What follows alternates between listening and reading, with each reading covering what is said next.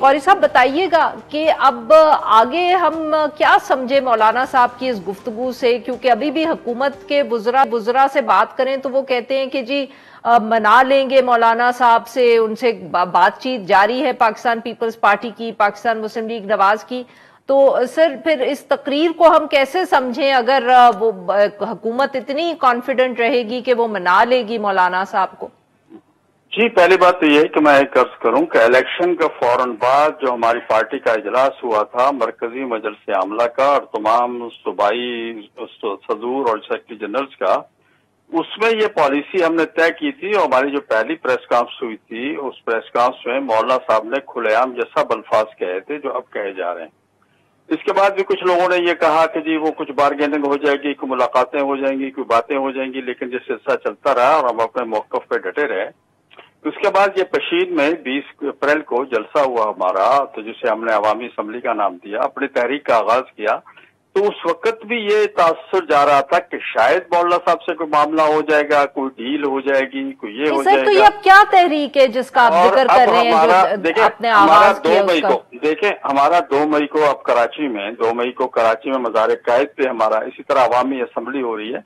तो हम वो अवाम को ला रहे हैं रोड पे और आके आपको दिखाएंगे मीडिया को कि ये वो लोग हैं जिन्होंने हमें वोट दिया। अच्छा सर, ये बताइएगा कि दूसरी तरफ पाकिस्तान तहरीक इंसाफ भी ये दावा कर रही है कि उनकी आपसे बातचीत चल रही है, हो सकता है कि उसका कोई नतीजा जल्द सामने आ जाए, कोई अलायंस बन जाए हुकूमत के खिलाफ। देखिए हमारा और तहरीक इंसाफ के दरमियान में बिटवीन सिर्फ एक नुक्ते पे इत्तफाक है।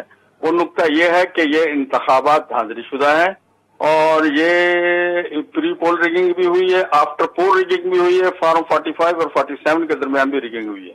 इस पे तो हमारा इत्तफाक है दोनों पार्टियों का।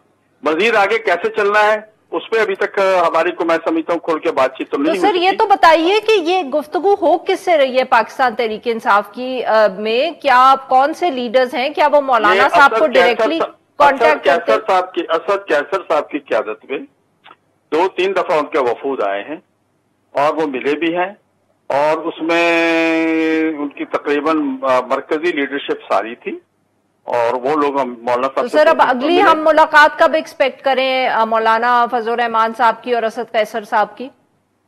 ये तो पीटीआई पे है, हमारी तरफ से तो कोई नहीं है। वो उनके असल में उनके यहाँ कुछ ऐसे मसाइल थे पिछले दिनों कि असद कैसर साहब ने हमें बाहर, पाकिस्तान से बाहर थे, वहां से मौलाना साहब को फोन किया और कहा कि जो पशीन के जलसे में आपके बारे में उल्टे सीधे नारे लगे, मैं उन पर आपसे माजरत करता हूँ और बानी तहरीक की तरफ से माजरत करता हूँ, ऐसा गलत हुआ है।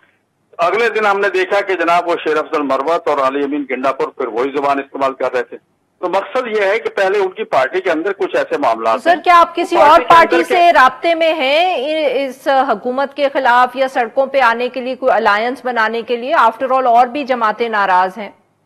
देखिए हम अल्हम्दुलिल्लाह आगे हैं। पिछले 2018 के बाद भी हमने सबको कोशिश की थी मिलाने की, कोई साथ नहीं चला था। लेकिन फिर हमने अकेले जब तहरीक शुरू कर दी, इस मुल्क में 16 मिलियन मार्चेस किए, आजादी मार्च किया, तो फिर ऐसा ऐसा सारे हमारे प्लेटफॉर्म पे आ गए थे। हमने अपना काम शुरू कर दिया है, हमने अपना काम शुरू किया इंशाअल्लाह सब आएंगे।